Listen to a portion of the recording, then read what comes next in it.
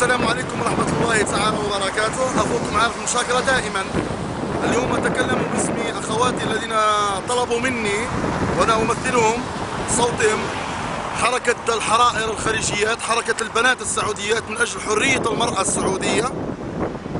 كانت لأخواتي مسيرة واعتصام في الجامعات في السعودية الشهر الماضي، واستشهدت فيه أخت سعودية، لكن مسيرتنا سوف لن تنتهي.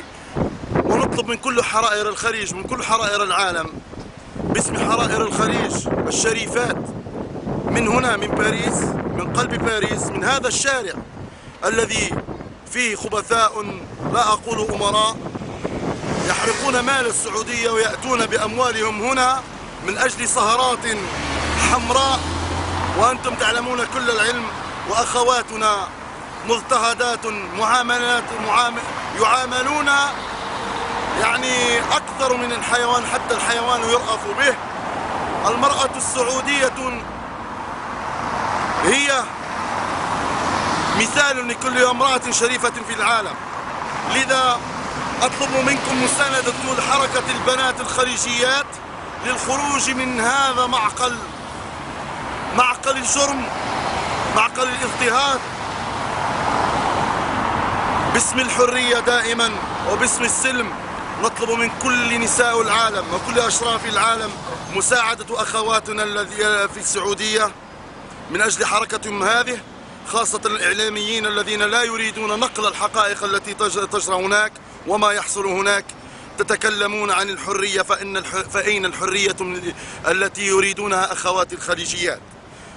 باسم حركة النساء الخليجيات وخاصة السعوديات من السعودية نقول لكم كل ما يجري وأنتم ساكتون. إلى متى؟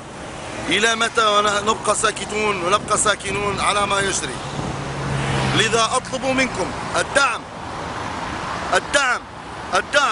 من أجل حرية المرأة السعودية والخليجية بصفة عامة، والمرأة بصفة كلها في العالم بصفة عامة، كل امرأة شريفة.